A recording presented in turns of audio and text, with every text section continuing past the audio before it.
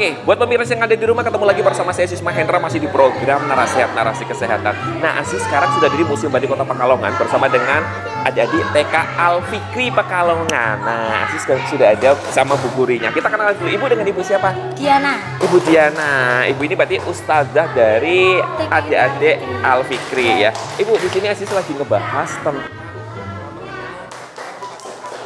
gitu. Ibu pernah dengar nggak macam-macam kanker pada anak apa aja? Kanker darah. Kanker darah. Terus kanker kulit. Kanker kulit. Terus sate kulit. Oh, iya. Sate kulit. Dari kanker jadi sate kulit. Enggak ya, Bu ya. Tapi menurut Ibu nih ya, kanker pada anak itu gejalanya karena kenapa sih, Bu? Secara umum? Biasanya demam. Demam gitu. Terus habis itu demam tinggi, terus anak pucet, lemas, terus habis itu dikasih uang 100.000, anaknya langsung sehat. Itu mamanya. Itu ibunya ya, ustazah ya. Iya. Itu bukan kanker darah, bukan leukemia, tapi itu kantong kering. Kemudian kalau menurut ustazah nih, gimana sih kita untuk mencegah agar anak-anak kita terhindar dari kanker pada anak ini menurut ustazah? Yang pertama tentunya dengan gizi ya, dengan gizi yang seimbang. Pemberian gizi yang baik. Gizi yang seimbang, terus sering minum gitu ya, yang karena dengan minum itu kan selain untuk menghilangkan dehidrasi juga untuk itu ya biar kuat gitu. Kuat ya. Sehingga kan seperti kanker, terus virus-virus lain juga bisa masuk. Terus sering makan buah-buahan. Itu yang mungkin kita kesulitannya itu ngasih anak-anak untuk makan buah-buahan sama sayur-sayuran. Oke, jadi gimana caranya taktiknya agar kita bisa memberikan makanan pada anak-anak yang bergizi dan seimbang tersebut gitu ya, walaupun anak tidak suka gitu ya. Biasanya sih kan masing-masing berbeda-beda ya ketika orang tua ya. Biasanya ketika anak ingin kita kenalkan untuk bisa makan sayuran, biasanya kita kemas dengan bentuk seperti boneka atau apa sehingga anak-anak itu tertarik ya. Kak Kiki ya, terus Kak Kikuknya ada di mana? Kikuknya. Patah ternyata. Di mana-mana ya. Kirain di rumah aja enggak ya, Kak ya. Oke, kalau boleh tahu Kak Kiki di sini lagi ngapain, Kak? Ini aku lagi nyari bed. Kan muah. Kok aku dicium sih, Kak? Beda. Bukan muah tapi muah. Oh, gitu. Iya, bener banget ya. Kak ini kan priwet, nanti habis itu nikahan ya. Jangan lupa MC-nya pakai Aziz Mahendra Mas Raf Ceremony. Gitu. Jualan. Kita lagi ngebahas tentang mengenal kanker pada anak. Kakak udah berkeluarga? Udah pernah. Oh, sudah pernah. Maaf ya, Kak. Sudah pernah, karena yang sedih ya pemirsa ya. Soalnya sudah pernah gitu. Kak Kiki kalau boleh tahu udah punya anak belum? Udah ya, pasti kan tahu ya bagaimana parenting ataupun merawat anak gitu kan ya, biar anak kita tetap sehat. Nah, kalau kakak sendiri tahu nggak nama-nama ataupun jenis-jenis dari penyakit kanker pada anak? Kanker pada anak biasanya kanker otak. Kanker otak, kemudian serviks nggak mungkin. Kanker serviks. Itu emaknya. Lo jangan ngelawak ya. Itu emaknya. Lucu nih MUA-nya gitu, saya kira gondol bawa pulang. Lebih ke kanker kantong kering nggak sih anaknya ya? Kalau emaknya kayak gitu. Ini kayaknya Anda lagi curhat ya. Semoga nanti habis lebaran jobnya rame ya. Jadi kanker-kanker ya tadi disebutkan itu tidak melirik ke Kak Kiki ya. Jobnya nanti lebaran banyak. Oh, alhamdulillah. Kalau butuh MC jangan lupa follow @Aziz Mahendra. Oke, Kak Kiki, kita lanjutin lagi. Kak Kiki, menurut Kak Kiki ini ya, penyebab utama dari kanker itu apa sih pada anak biasanya? Salah pergaulan. Itu ibunya lagi. Bukan kayak jaga kesehatan, bukan kayak gitu. Berarti salahnya orang tua dong. Harusnya kan yang ngerawat. Ini gimana sih jadi orang tua nggak bener? Emang nggak bener. Makanya jadi muak daripada jadi orang tua. Iya. Terus Kak Kiki, menurut Kak Kiki ya, kanker itu bisa sembuh nggak, Kak? Bisa sih dengan apa, Kak? Pengobatan. Salah. Dengan dapat pengusaha itu bukan. tambang. Itu kan nontonin. Dengan apa Kak kalau boleh tahu? Dengan itu apa? Pengobatan yang terapi. Gitu ya. Terapinya biasanya disebut apa, Kak Kiki tahu nggak? Kemoterapi. Salah. Apa? leukemia tahu nggak? Itu aku ngarang.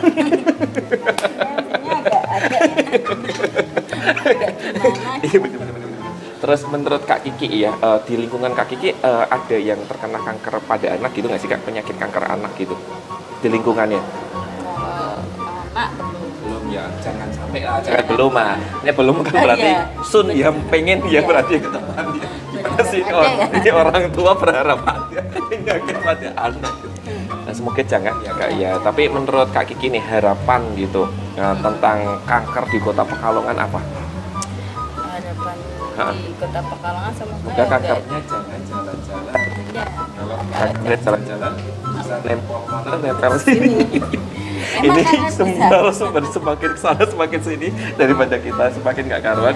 Kita lihat aja yuk penjelasan dari ahlinya, dokternya mengenai penjelasan mengenal kanker pada anak. Oke, kita lihat ke kamera ini, kemudian kita tunjuk bersama bilang check it out. Oke, 3, 2, 1, check it out.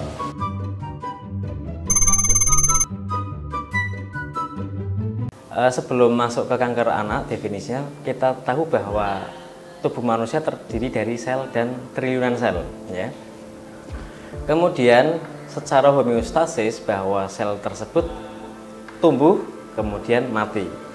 Tetapi pada proses kanker, sel tersebut mengalami gagal apoptosis atau kematian sel yang terprogram, sehingga muncullah pertumbuhan sel yang tidak bisa dikendalikan, dibantu oleh proses neovaskularisasi atau tumbuhnya jaringan pembuluh darah baru pada kanker, sehingga jaringan tersebut tumbuh tidak terkendali dan bisa menyebabkan bahaya pada tubuh, baik pada lokal maupun penyebaran secara sistemik.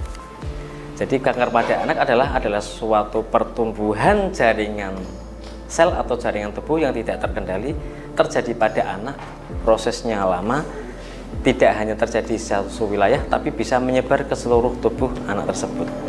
Kelihatannya sepele tapi sangat berbahaya kalau tidak dilakukan deteksi secara dini.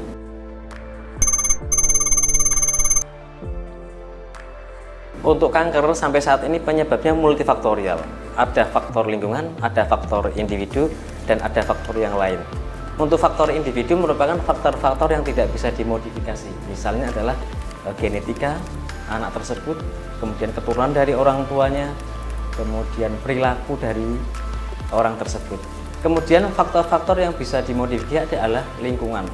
Termasuk di sini adalah contohnya paparan asap rokok, kemudian zat xenoestrogen, kemudian zat-zat yang lain berpotensi timbulnya kanker.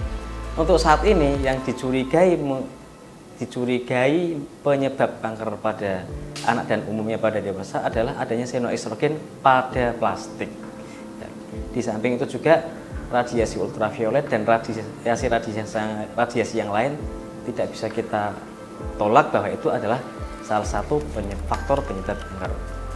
Kemudian perlu kami sampaikan untuk anak ada beberapa laporan di dunia penerbangan untuk ibu hamil itu memang dilarang untuk melakukan penerbangan karena pada saat pesawat ke atas kemudian ada perbedaan dari tingkat atmosfer, di situ radiasi UV maupun radiasi sinar X dari matahari tidak bisa mengalami pengurangan penyaringan dari atmosfer, sehingga salah satu dari risiko penerbangan pada ibu hamil adalah adanya kanker pada leukemia atau kanker darah.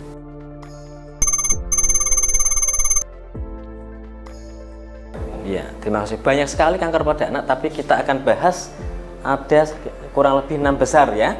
Yang pertama adalah leukemia, kemudian adalah retinoblastoma, kemudian osteosarkoma, dan neuroblastoma, limfoma maligna, dan yang terakhir adalah karsinoma nasopharyngeal. Banyak sekali puluhan jenis kanker, tapi ini adalah 6 besar yang terjadi di Indonesia menurut rilis dari data Kementerian Kesehatan.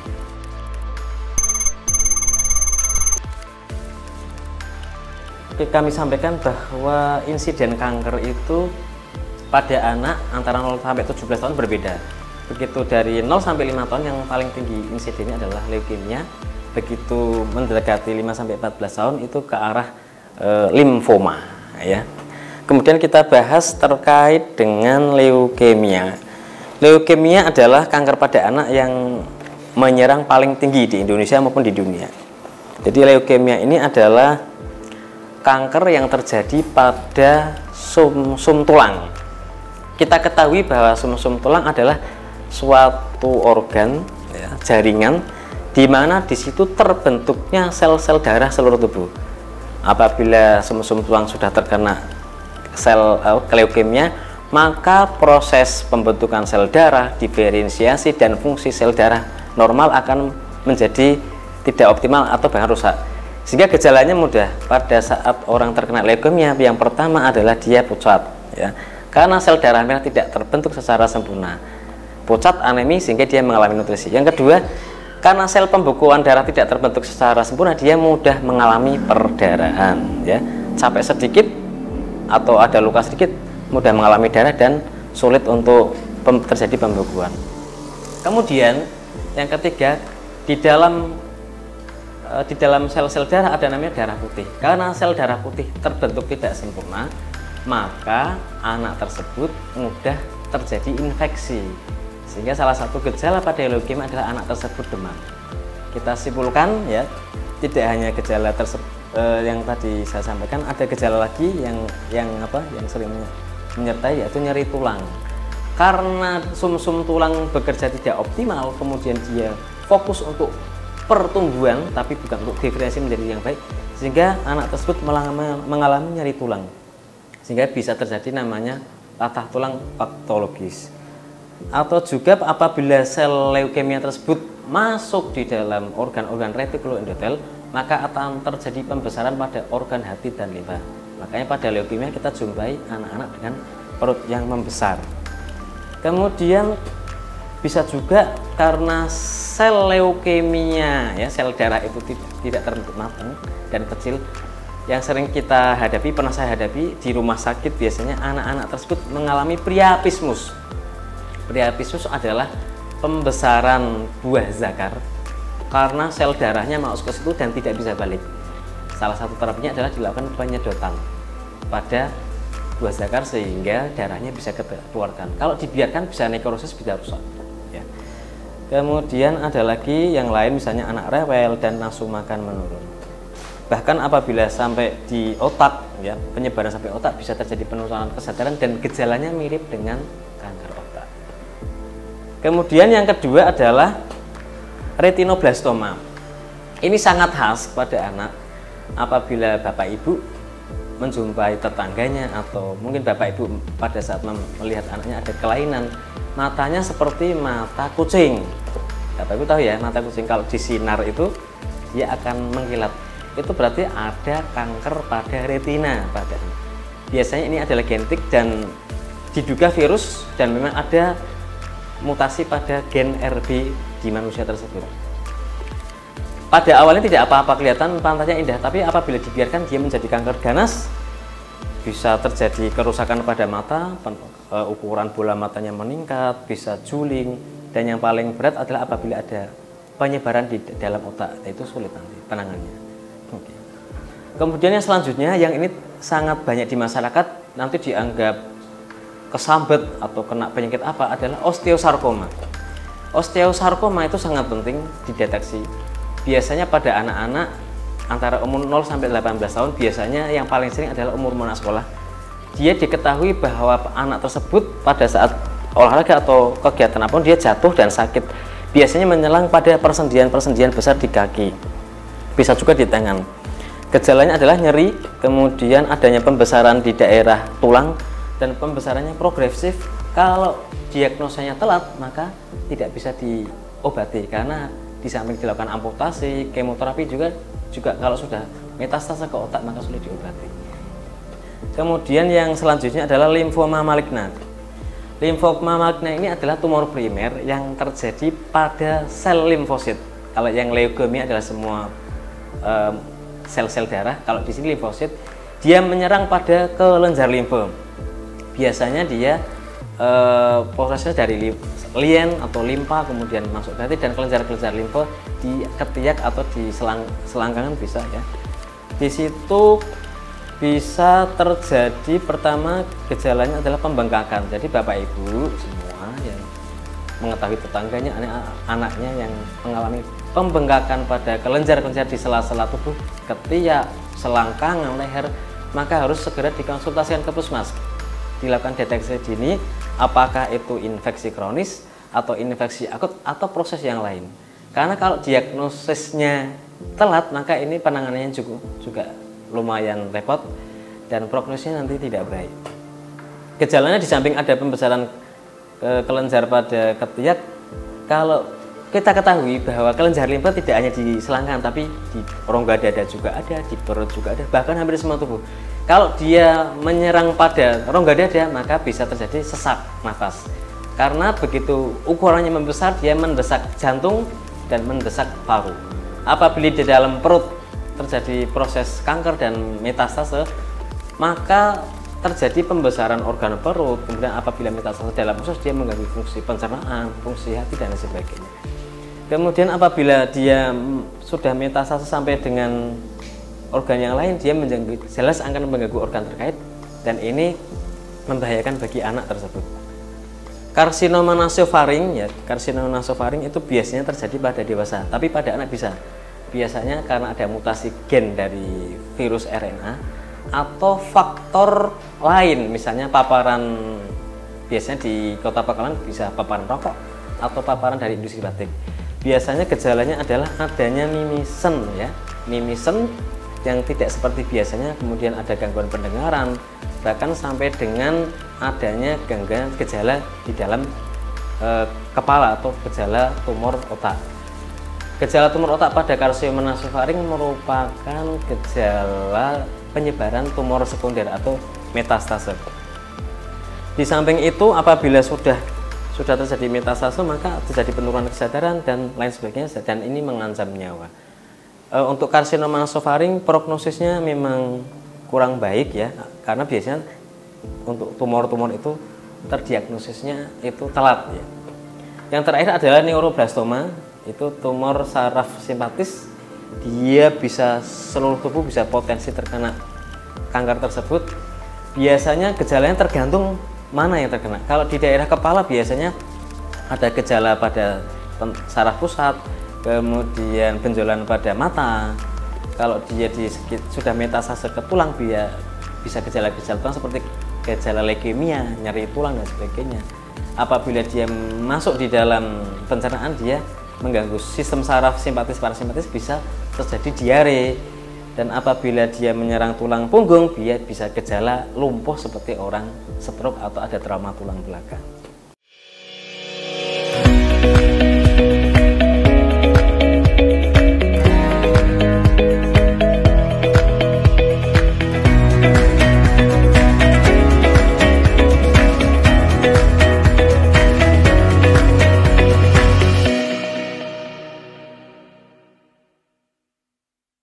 Oke, pemirsa Anti di Rumah Aziz sekarang sudah bersama dengan salah satu ibu yang ada di kawasan Budi Jepang. Ibu, kita kenalan dengan ibu siapa? Bu Neni saya. Bu Neni. Ibu Neni dari mana, Bu, kalau boleh tahu? Dari Poncol. Dari Poncol, deket lah ya, dari Poncol ke Citayu. Di sini lagi ngapain kalau boleh tahu sama putrinya? Lagi cari jajan. Jajan di sini Jajan di kawasan Budi Citayu ya. Bu, Ibu pernah dengar nggak apa tuh namanya penyakit kanker pada anak, Bu? Ibu kan udah punya anak berapa kalau boleh tahu? 2 saya. 2 ya, satu putra atau putri Satu atau putri? ya. Satu putra, satu putri. Oke, kalau boleh tahu Bu, Ibu udah pernah dengar belum penyakit kanker pada anak? Belum pernah, tapi Ibu tahu nggak penyakit kanker pada anak? Apa menurut Ibu penyakit kanker pada anak itu? Setahunya Ibu aja, setahunya Ibu, menurut Ibu itu apa? Nggak tahu ya. Menurut Ibu itu adalah mie goreng yang dikasih telur. Enak ya, Bu? Oke, Ibu, menurut Ibu nih ya, kanker pada anak itu biasanya penyakit dalam yang diderita karena mungkin banyak faktor, Bu. Banyak faktor, bisa karena genetik ataupun keturunan, kemudian juga bisa faktor karena makanan yang dikonsumsinya kurang bergizi dan lain sebagainya gitu. Jadi sudah ada gambaran ya penyakit kanker itu seperti apa secara pengertian secara luasnya ya. Kemudian kalau janganlah sampai kena. Jangan, amin, jangan sampai ya.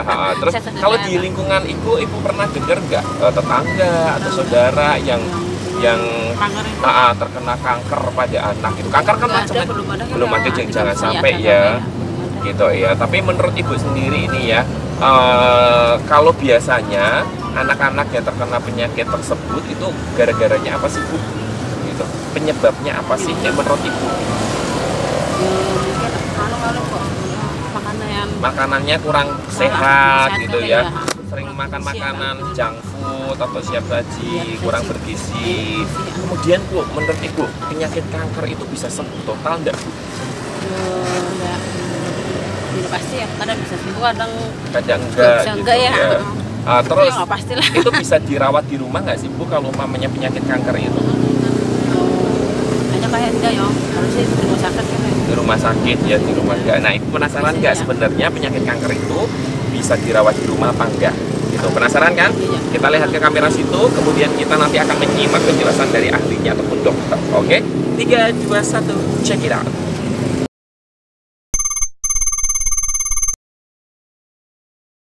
Terima kasih Bapak Ibu, pemirsa sekalian. Perlu kami sampaikan bahwa kanker adalah penyakit metabolik. Ya. Di jurnal terbaru bahwa kanker adalah metabolik. Perlu kami sampaikan Bapak Ibu, apabila pada saat deteksi dini dijumpai benjolan, dijumpai pembesaran pada perut, ada gangguan perdana dan sebagainya, maka Bapak Ibu langkah yang terbaik adalah melakukan deteksi dini di puskesmas. Kami ingatkan bahwa untuk terapi kanker tidak boleh sembarangan. Kami ingatkan bahwa di Kota Pekalongan, terutama di Pantura, sering apabila menderita penyakit kanker, anak tersebut atau keluarga tersebut membawa ke pengobatan alternatif. Kami sarankan untuk penderita curiga kanker atau yang kanker, jangan sekali-kali diberikan ramuan herbal yang tidak direkomendasi dengan ahli onkologi. Kami informasikan bahwa herbal-herbal yang ada di Indonesia ada beberapa yang mengandung zat anti metabolit atau seperti anti kanker.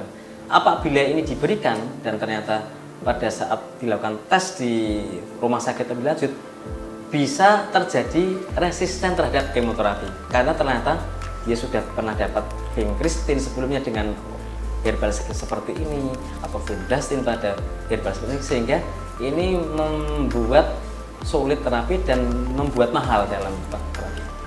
Kemudian garis besar untuk terapi pada kanker adalah pertama adalah kemoterapi, kemudian radioterapi, yang ketiga adalah nutraceutikal. Nutraceutikal adalah kombinasi pemberian nutrisi dalam rangka mengembalikan fungsi tubuh agar anak tersebut bisa punya daya tahan untuk membunuh tumor. Kemudian kombinasi dari kemoterapi, radioterapi, dan nutraceutikal adalah pertama mengaktifkan kembali sel-sel tubuh kanker agar dia bisa apoptosis atau kematian sel yang terprogramnya bisa kembali. Kemudian dia bisa memperbaiki sel-sel tubuh. Ya, biasanya orang penderita kanker, sel kekebalan tubuhnya itu fungsinya tidak optimal atau bahkan lemah. Dia mengembalikan fungsi natural sel killer, makrofag, fungsi limfosit, fungsi sel-sel yang lain, sel pembuluh darah, agar bisa memakan atau membunuh sel tumor yang sudah mati. Kemudian kombinasi 3 terapi tersebut adalah juga mengurangi terbentuknya pembuluh darah baru di sekitar tumor maupun di metastasis, sehingga sel tumor tersebut tidak dapat nutrisi sehingga bisa mati. Ini kombinasi terapi anti kanker yang terbaru.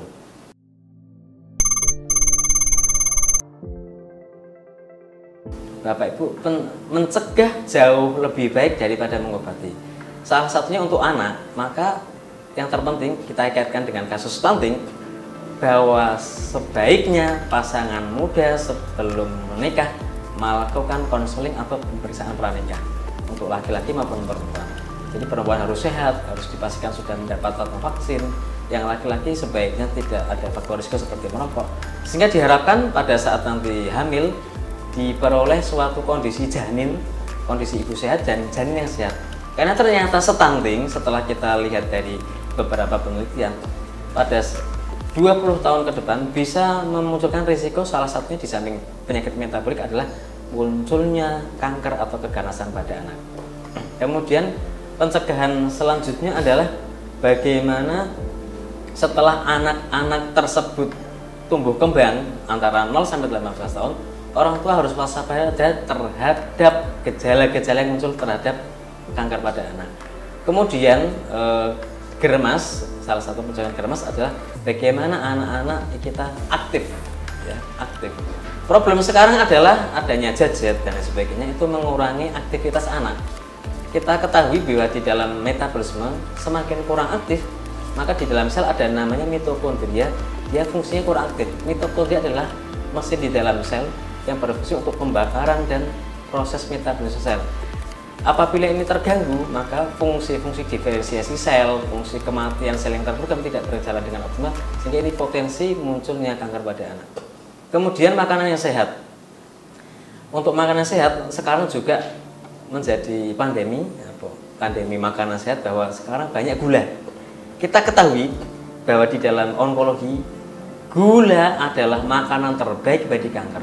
Sekarang kita menjumpai fast food, ya, junk food, fast food, makanan yang manis-manis di jalan, itu juga kalau tidak kontrol, di samping faktor risiko diabetes, itu juga faktor munculnya kanker pada anak maupun pada dewasa. Kemudian konsumsi daging dan sayur harus berimbang. Banyak di masyarakat bahwa kalau konsumsi daging dan lemak pada anak itu tidak baik. Padahal pada anak-anak itu ada tumbuh kembang, dibutuhkan protein dan lemak yang optimal dan sayur sebagai mikronutrien untuk tumbuh kembang menjadi anak yang sehat. Apabila ini tidak dikonsumsi dengan baik, salah satunya adalah di samping stunting, maka anak-anak tersebut risiko terkena penyakit metabolik, salah satunya adalah kanker. Kemudian ada lagi yang perlu kita untuk mencegah adalah istirahat dan kelola stres. Kita ketahui bahwa sekarang anak-anak memegang gadget, ternyata anak-anak pengetahuan kognitif dan efektifnya sudah berubah. Yang cepat adalah kognitif, afektifnya tidak berkembang dengan baik, sehingga didapatkan anak sekarang lebih mudah stres. Kemudian penggunaan gadget yang tidak baik, apalagi 2 jam sebelum tidur sudah masih menggunakan gadget, itu juga mengganggu namanya bioritme tubuh untuk tidur. Sehingga kalau ada gangguan tidur, gagal tidur dan tidur kualitas tidak baik, maka pada malam hari anak-anak tidurnya tidak baik. Di situ muncul potensi tubuh tidak bisa melakukan regenerasi sel dengan baik. Dan itu khawatirnya adalah apabila ada sel-sel yang potensi harus mati, kemudian sel pertahanan tubuh tidak bisa melakukan inaktivasi sel-sel kanker, maka itu juga potensial terjadinya kanker pada anak. Dan kita ingat bahwa radiasi dari ponsel itu juga bisa menginisiasi timbulnya kanker pada anak. Dalam hal ini adalah kanker.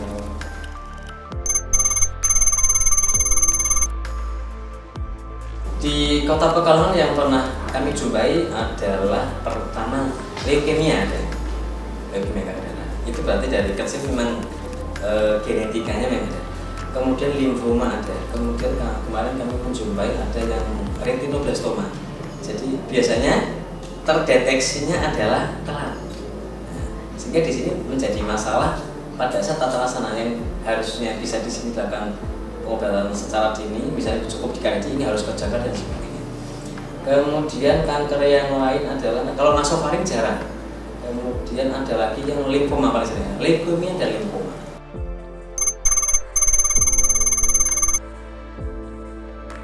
Perlu kami sampaikan bahwa tata laksana penyakit pada anak berbeda dengan dewasa. Bahwa pada anak, karena apalagi anak yang umur 0 sampai 10 tahun, dia masih dibanding dengan orang tua. Sehingga faktor pada orang tua itu sangat penting bagaimana memelihara perilaku dari istirahatnya, dari pola makan, dan motivasi. Kadang anak-anak itu kalau sudah sakit dia tidak mau tahu. Yang penting makanya dia bisa dijaga.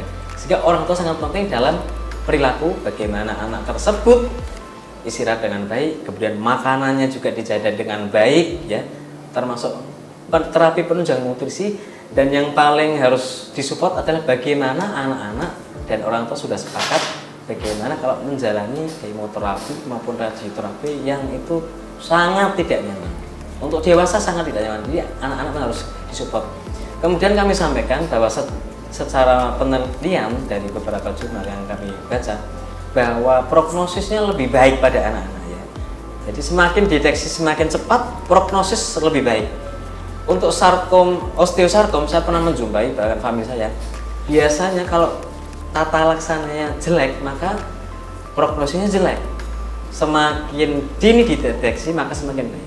Misalnya pada retinoblastoma, maka kita harus edukasi, Bapak ini ada kankernya, maka sebelum menyebar lakukan enukleasi. Enukleasi adalah mengambil bola matanya, diganti dengan yang palsu, kemudian diikuti dengan proses radioterapi, kemoterapi, dan terapi nutrisi. Demikian juga osteosarkom, kadang orang tua menolak, ini nggak mau dipotong, karena kalau dipotong nanti cacat. Padahal dengan dipotong sebelum menyebar, maka dia bisa sehat, bisa digantikan dengan protesa kaki palsu, dan tetap dengan adanya latihan dan sebagainya, anak bisa hidup secara normal meskipun ada kecacatan. Dan sekarang kita tahu bahwa pemerintah dengan berbagai platform kebijakannya sangat mendukung orang-orang dengan disabilitas.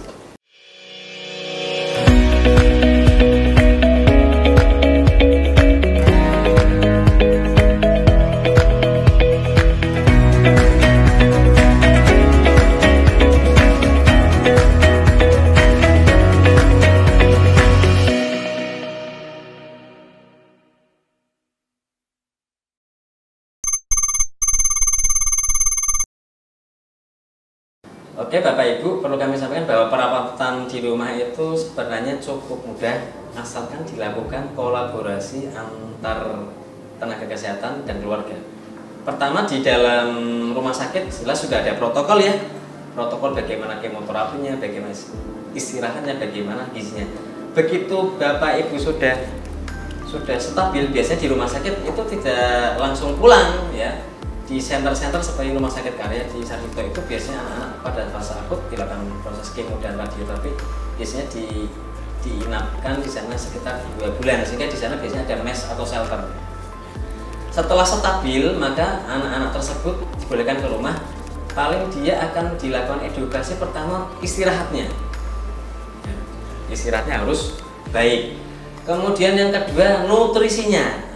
Biasanya nutrisi tertentu harus diberikan. Biasanya untuk kanker yang diperbaiki adalah makanan protein, diusahakan protein organik dan tanpa pengawet. Kemudian sayurnya pun sayur-sayur yang organik ya, minta seperti itu. Dan ada suplemen, multivitamin dan sebagainya. Kalau tidak ada komplikasi, hanya cukup istirahat, makan, tidur, kemudian terapi sportif. Apabila karena ada tindakan pembedahan, maka orang tua akan dilakukan edukasi. Misalnya ternyata ada sumbatan di usus, dilakukan kolostomi, maka anak tersebut melalui orang tuanya akan dilakukan bagaimana edukasi mengganti luka yang membersihkan sekitar anus buatannya. Apabila ada di tempat lain dilakukan pembedahan, maka bagaimana merawat lukanya. Dan untuk hal-hal teknis medis, maka biasanya akan dikolaborasikan dengan tenaga kesehatan terkait. Kami di Puskesmas biasanya dapat informasi notifikasi ini ada penderita ini yang harus dilakukan bongkar dan sebagainya. Jadi untuk saat ini, untuk perawatan kanker di rumah oleh orang tua jauh lebih mudah daripada sebelumnya.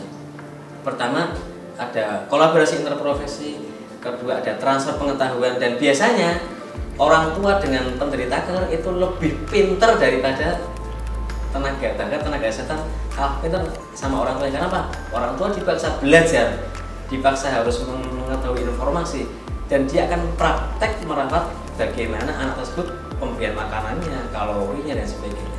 Sehingga untuk saat ini insya Allah untuk tata laksana kanker pada anak apabila dilakukan screening sedini mungkin, tata laksana tepat mungkin, maka perawatannya jauh lebih mudah daripada yang sudah telat. Kalau yang sudah telat bagaimana? Biasanya kalau yang sudah telat, sudah stadium 4 atau B, maka jelek. Biasanya sih di rumah sakit kami nggak kuat, dalam waktu kurang dari beberapa bulan bisa meninggal.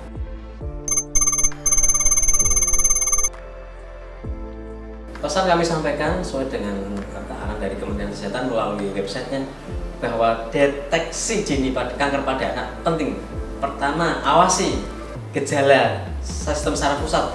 Apabila anak sering tidur, kemudian mengalami kejang-kejang dan nyeri kepala hebat, kemudian anak batuk tanpa penyebab, kemudian mimisen atau keluar darah dari hidung atau mulut, kemudian dia sesak nafas, atau ada pembesaran perut yang tidak normal, atau ada nyeri pada perut atau tertulang ya, kemudian ada gangguan perdarahan sering lebam, kemudian sering panas dan pucat, maka Bapak Ibu segera mungkin lakukan kunjungan puskesmas untuk dilakukan screening lebih lanjut.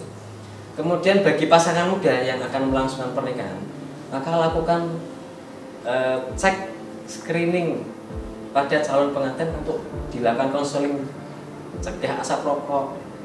Ibu harus sehat ya, HB-nya harus bagus sehingga diharapkan menghasilkan generasi yang sehat, janinnya sehat untuk mengurangi prevalensi insiden kemungkinan timbulnya kanker.